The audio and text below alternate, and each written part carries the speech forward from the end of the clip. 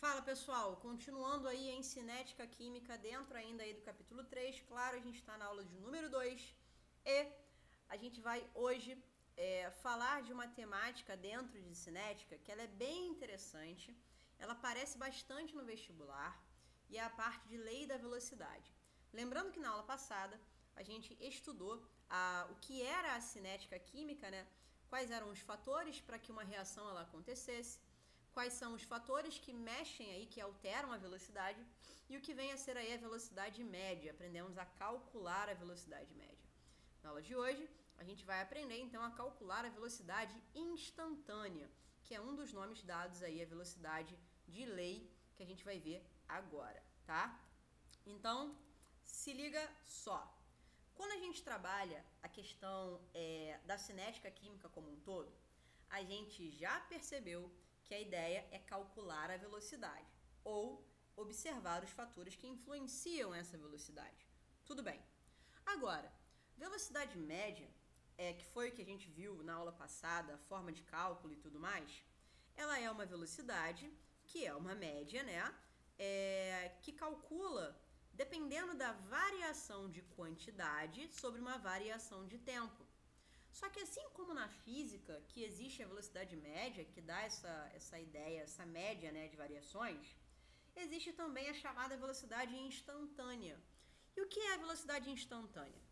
A velocidade instantânea, ela é na física, né, uma velocidade num determinado tempo. Então, naquele tempo específico, eu tenho uma velocidade tal. Isso é velocidade instantânea. Aqui pra gente na química, a velocidade instantânea, ela significa basicamente a mesma coisa que na física. Só que a gente não vai trabalhar com o tempo de forma explícita. A gente vai trabalhar com uma coisa chamada constante de velocidade. Mas a ideia geral é que essa velocidade representa a velocidade de uma equação química num determinado instante. Fechou? E ela considera apenas a concentração aí dos reagentes, não considera os produtos, porque ele entende que a velocidade da reação como um todo, ela encerra quando os reagentes eles acabam, tá? Então, se eu não tiver mais reagente, eu não tenho mais reação, logo não tem como medir a velocidade instantânea da coisa, tá? Então, o que é cada coisa aí? O V, ele é justamente isso, a velocidade instantânea, tá? Ele às vezes chama isso de lei da velocidade. O K, ele é uma constante de velocidade que, dependendo da questão, você tem que achar ou não. Você pode deixá-lo como K mesmo. E colchetes, né, reagentes, é a concentração dos reagentes em mol por litro. E N é a ordem da reação que a gente vai representar aí pelo coeficiente estequiométrico do reagente. Então se liga, como é que funciona a brincadeira? A questão ela vai fornecer para você uma equação qualquer, tipo eu estou fornecendo aí para você essa equação genérica, onde eu tenho 2A mais 5B mais E, dando 3C mais D, e ele pode pedir assim para você, duas coisas. Primeira, diz aí para mim qual é a lei da velocidade dessa reação. Aí tu vai usar essa formulinha aqui, que ela significa o quê? K, concentração dos reagentes elevados a N. Legal. E esse N indica a ordem, então ele também pode pedir a ordem da reação para você, que é uma parada que eu vou te ensinar junto com esse exercício. Então se liga. Como é que eu tiro a lei da velocidade disso daí? Primeira coisa, eu preciso identificar quem são os reagentes, tá? Quem são eles? A, B e E. E depois eu identifico quais são seus coeficientes, 2, 5 e 1. Então, eu escrevo isso ali. A velocidade vai ser igual a K, que eu não sei qual é, e quando eu peço para você escrever a expressão da velocidade, ou a lei da velocidade, eu não quero que você coloque o valor de K. Você pode deixar ele como K mesmo, tá bom? Então, V igual a K, concentração dos reagentes. Quem são eles? O A elevado ao quadrado, o B elevado à quinta e E elevado a nada, que é o número 1. Então, pronto.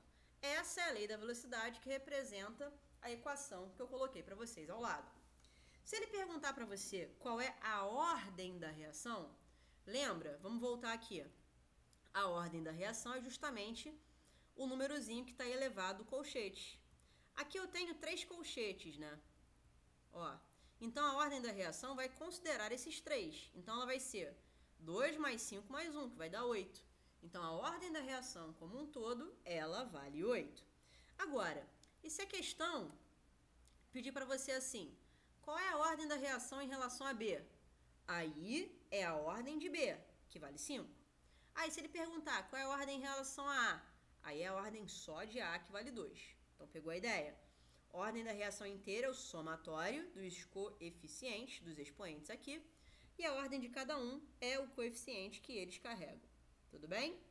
Isso daí, essa forma de você tirar a lei da velocidade, ela vai aparecer para você quando você tiver fornecido na questão uma equação apenas e ela for elementar. Isso vai estar escrito no texto para você. Agora, e se você tiver uma reação, uma equação química que seja não elementar? Como é que você trabalha e como é que você sabe que aquela equação é não elementar? Primeira coisa, toda equação não elementar, a gente trabalha da seguinte maneira. A gente dá uma sequência de reações acontecendo em mais de uma etapa. Então, digamos, eu tenho aqui 2 etapas formando para mim uma equação global. E ele vai pedir para você assim, ó, a equação global, A mais 2B dando C, ela é feita em 2 etapas. Aí vai ter lá uma etapa lenta e uma etapa rápida. Ele vai perguntar, qual é a lei da velocidade para essa equação? Cara, você não vai olhar para a equação global. Você vai direto na etapa lenta. A etapa lenta, ela é a etapa que define pra gente a velocidade da reação, tá? Então, é sempre a etapa lenta que a gente escolhe para escrever a lei da velocidade. Ah, mas eu tenho 2B aqui embaixo. Não importa. A etapa lenta tem um B só, então você vai usar ela para escrever a expressão. Então, a expressão para esse aqui fica V igual a K vezes concentração de A vezes concentração de B, que é tudo referente à etapa lenta. Ah, e se tiver 10 etapas, sempre, pessoal, apenas uma delas será lenta. E é essa que você vai estar utilizando. Fechou? Beleza. Então, aqui a gente tem uma reação de ordem 2. Porque o somatório aqui dos expoentes está dando 2, 1 mais 1. Bom, uma última forma de você calcular e expressar, né, a lei da velocidade é através de dados experimentais. Olha que interessante. A partir de dados experimentais, e isso pode ser fornecido para você como uma tabela, como um gráfico, geralmente é uma tabela, tá? E aí, como é que você vai escrever isso? A ideia é que você tire desses dados experimentais a ordem da reação, ou seja, é como se você tirasse de dados de uma tabela qual o expoente de cada um dos reagentes aqui, tá? Então, a gente faz da seguinte maneira. A gente sempre vai pegar uma etapa, tá? Onde a gente vai ter um valor desconhecido e vai dividir por uma segunda etapa. E aí sempre a relação que você vai ter será essa daqui. V sobre V, ou seja, a velocidade da primeira etapa sobre a velocidade da segunda etapa, igual a concentração da primeira etapa sobre concentração da segunda etapa. Tudo isso elevado ao mesmo expoente. E aqui, galera, é matemática. Então, vamos pegar um exemplo já para a gente identificar como é que a gente faria essa brincadeira acontecer. Se liga. É assim mesmo que cai, tá? Isso, inclusive, é uma questão de vestibular. O moço dá assim para você. Um laboratório conduziu um estudo cinético da seguinte reação química. A reação química é essa aqui. 2ICl mais H2 dando I2 mais 2HCl. E aí ele quer determinar a expressão da velocidade da reação. Então, ó, lei da velocidade ou expressão da velocidade é a mesma coisa. E aí ele disse que foram realizados 3 experimentos. E aí ele colocou aqui uma tabela com dados experimentais. Gente, quando ele faz isso, a expressão da velocidade você não vai tirar direto da equação. Você não pode chegar aqui e colocar V igual a K, concentração de ICl ao quadrado vezes concentração de H2, porque ele está fornecendo valores experimentais para você achar isso. Então, esquece a equação de cima e vamos tirar o valor da tabela. Como é que vai funcionar a brincadeira? Lembra que você tem que escolher 2 experimentos para colocar um sobre o outro. Mas pensa no seguinte, se você quer saber o expoente desse, você precisa que o outro seja constante e ele seja variável. E se você quiser saber o expoente desse, você precisa que o outro seja constante, que ele seja variável. Por que isso? Porque eu vou precisar cortar e ficar com uma incógnita apenas. Então, eu preciso que um deles permaneça e o outro varie. Porque se um deles permanecer constante, eu nem considero ele na minha conta matemática. Então, vamos escolher, olha só. Se eu quero achar primeiro o expoente desse aqui, eu vou utilizar os experimentos 1 e 2. Por quê? Esse varia e esse fica constante. E é isso que eu quero. Eu excluo isso aqui e trabalho só com essa etapa, tá bom? Então, vamos lá. Experimento 1 e experimento 2. Eu sempre prefiro que você pegue o maior sobre o menor, tá? Tanto faz se pegar o 1 sobre o 2 ou o 2 sobre o 1. Nesse caso, eu vou fazer o 2 sobre o 1, porque os números são maiores e aí fica um número inteiro. Como é que vai ficar a brincadeira?